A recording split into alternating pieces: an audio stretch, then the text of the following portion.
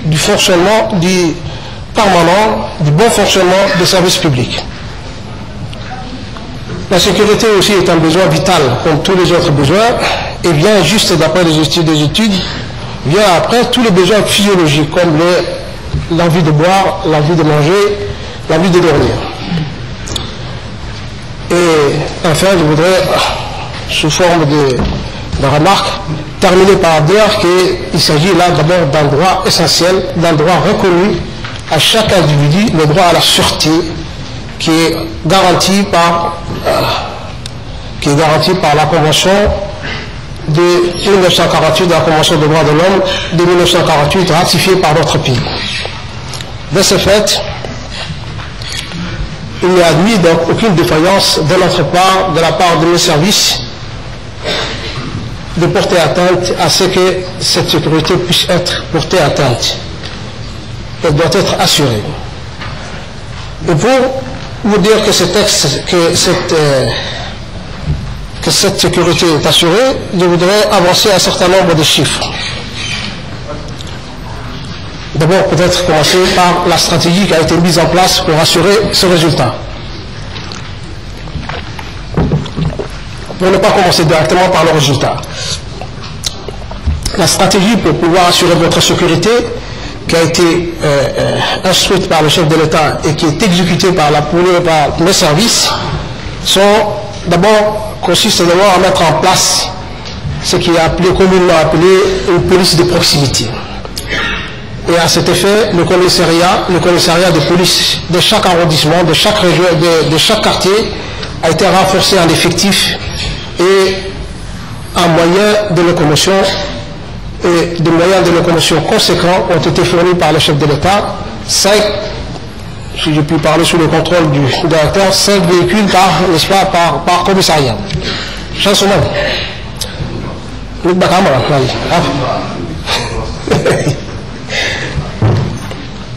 puis, d'autres actions ont été également entreprises. C'est la présence policière renforcée dans tous les points sensibles des rondes des pédestres qui sont réalisés par les agents de la police. Et enfin, des groupements, une brigade nocturne qui agit dans la nuit dans chaque endroit de la capitale pour assurer donc une certaine prévention pour prévenir la délinquance. Les résultats n'ont pas tardé puisque nous avons enregistré tout de suite une réduction notable de la délinquance. Là où on avait enregistré en 2004 6019 plaintes, aujourd'hui en 2008 en fait, puisque c'est le dernier résultat, le dernier statistique, la police n'a enregistré que 2451 plaintes en 2008. Donc vous voyez la différence, les chiffres sont tombés de près de 3 fois à la lumière, approximativement. Ceci s'explique par le fait que la prévention, l'accent a été mis sur la prévention et donc il y a eu plus d'interpellations qui ont été opérées sans qu'il y ait des plaintes et donc au lieu de 404 071 interpellations inopinées en 2004, la police a réalisé plus de 6510 interpellations inopinées en 2009. Donc c'est-à-dire c'est par le fait de la prévention. Donc voilà, la police a agi, n'a pas attendu à ce que des plaintes soient déposées, mais a agi de son propre gré pour éviter que des infractions aient lieu par la suite. Parallèlement, le nombre de déférés, donc de personnes qui ont été déférées a augmenté et le nombre de procédures qui ont été transmises au parquet a augmenté. C'est pour vous dire que cela est la preuve de la détermination de la police et c'est un fait dissuasif pour les délinquants qui avaient toutes les chances de se déterminer dans le bureau du ministère public plutôt que de trouver une solution négociée lui permettant de recouvrer la liberté. Résultat donc important pour ce qui est de la sécurité, vous pouvez dormir tranquillement.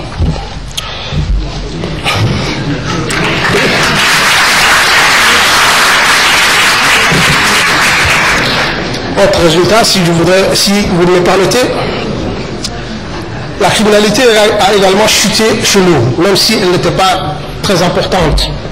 C'est qu'elle n'était pas aussi importante que dans d'autres contrées, mais c'est qu'elle existait.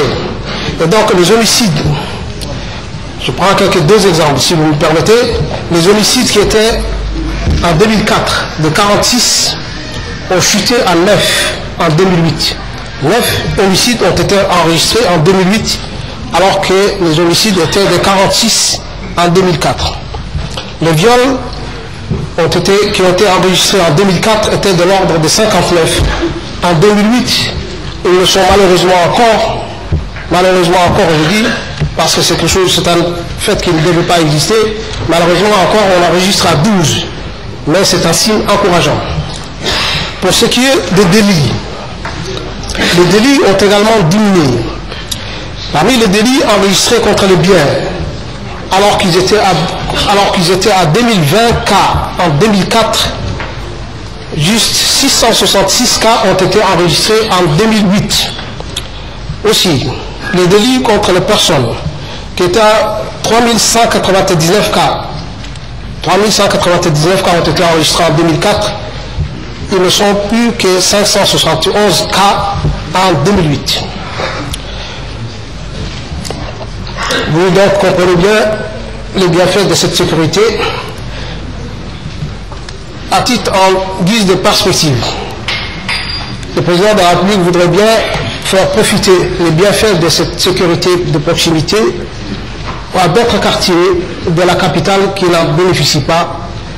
Et donc, de ce fait, a décidé la création, après la construction du commissariat d'Héron, 3 autres commissariats sont programmés tout de suite pour l'année et l'année suivante dans d'autres quartiers comme les différents quartiers de Gabon et 2 autres quartiers de Balbala.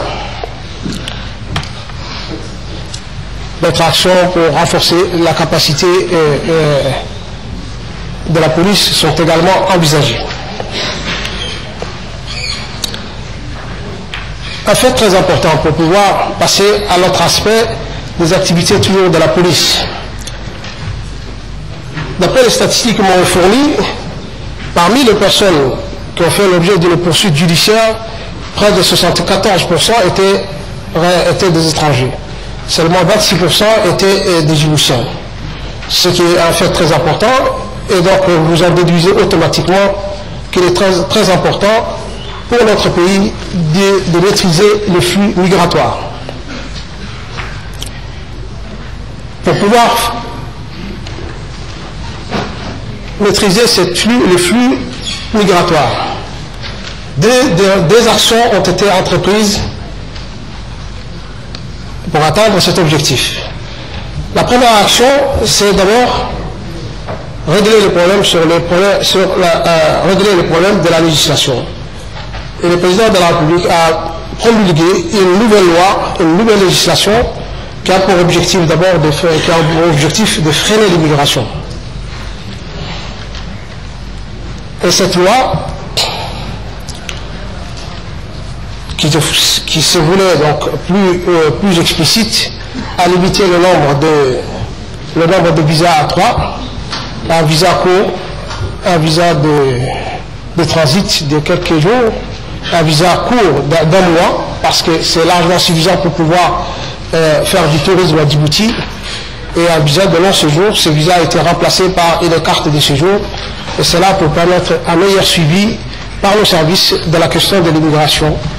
Et donc, chaque année, les personnes étrangères dans ce pays doivent se présenter à la police pour retirer sa carte. Cette carte qui lui permet de circuler librement et donc qui accorde beaucoup plus de facilité aux investisseurs et qui laisse une place de choix aux investisseurs et aux personnes qui apportent quelque chose à la République du Djibouti. Donc, une large place pour les personnes qui voudraient rester à Djibouti, résider à Djibouti et qui ont les moyens de résider. Deuxième action pour lutter contre l'immigration, c'est